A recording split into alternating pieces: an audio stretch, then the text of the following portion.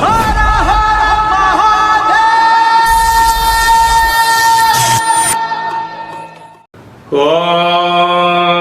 నమః శివాయ. ఓం నమో నారాయణాయ. ఓం స్వర్ణాకర్షణ కాల భైరవాయ నమో నమః. హరి ఓం.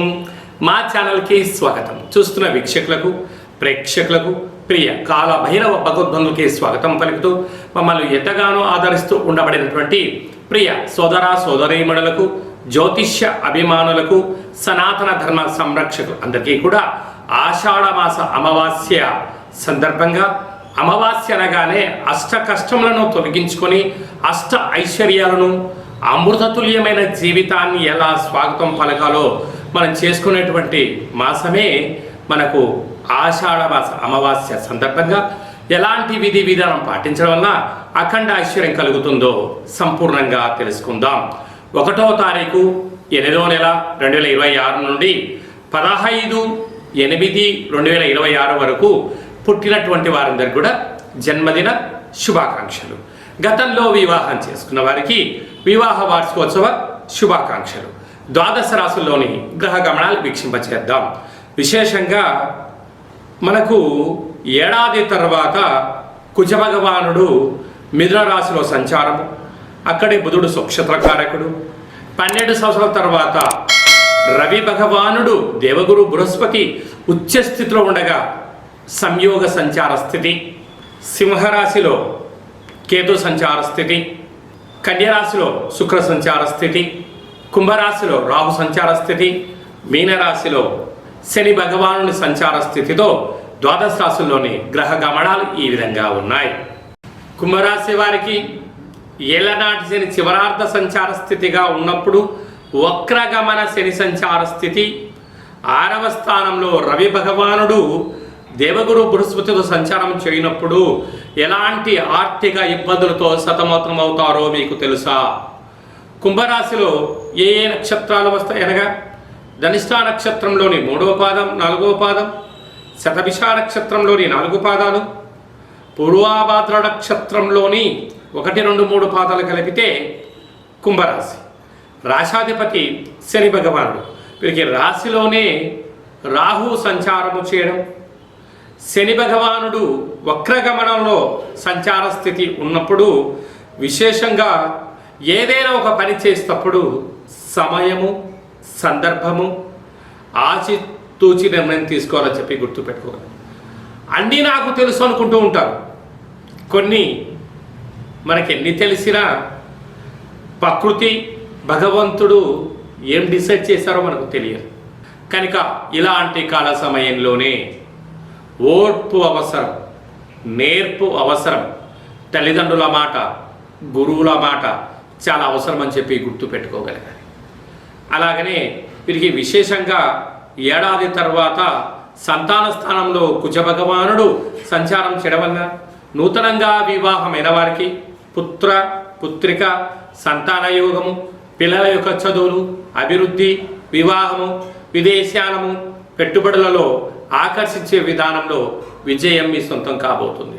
అలాగా ఏడాది తర్వాత రవి భగవానుడు గురువుతో సంచారం చేయనప్పుడు కొద్దిపాటి అనారోగ్యము, దీర్ఘకాలిక వ్యాధులైనటువంటి బీపీ, షుగర్, థైరాయిడ్ లాంటి సమస్యలు కొంచెం ఉన్నాయి. కనుక ఇలాంటి కాల సమయంలో వీలైనంత వరకు ఆధ్యాత్మిక చింతన, ఎర్రటి మిర్చీలను ఎండుమిర్చిలతో దిష్టి తీసి వేయించుకోవడం ఉత్తమోత్తంగా భావించగలగాలి. ఆగస్టు మాసంలో ప్రథమార్థంలో ముఖ్యమైన పండుగల గురించి క్లుప్తంగా, సవివరంగా, సంపూర్ణంగా తెలుసుకుందాం. 6వ తారీఖు 8వ నెల 2026 ఆషాఢమాస కృష్ణపక్ష బహుళ అష్టమి గురువారము, భరణీ నక్షత్ర సందర్భంగా మనము బహుళాష్టమి అనగానే విశేషంగా క్షీణచంద్రుడు ఉండడం, భైరవ స్వామివారి స్మరణ ధ్యానం వలన సకల అష్ట కష్టాలు తొలగిపోతాయని చెప్పి గమనించాలి.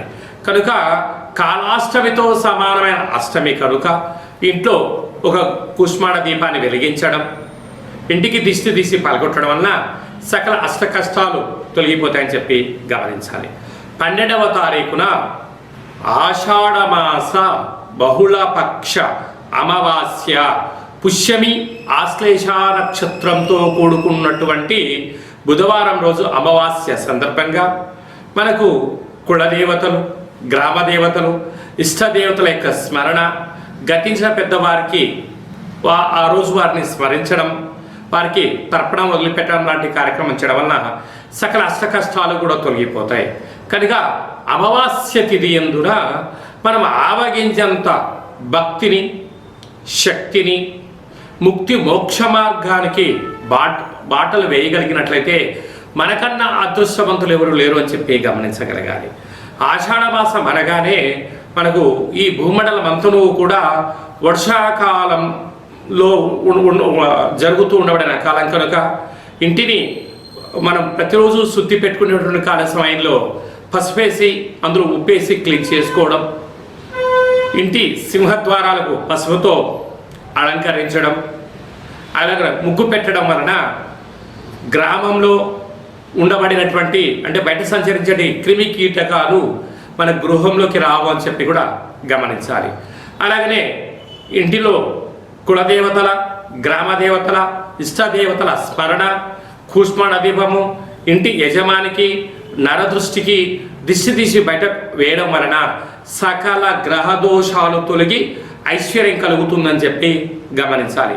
ఇలా కుదరలేనటువంటి వారు ఈ కింది నెంబర్ సంప్రదించినట్లయితే ఆ అమావాస్య తిథి యందు ఎలాంటి విధి విధానాలు పాటించాలో సవివరంగా సంపూర్ణంగా తెలియచేయడం జరుగుతుంది.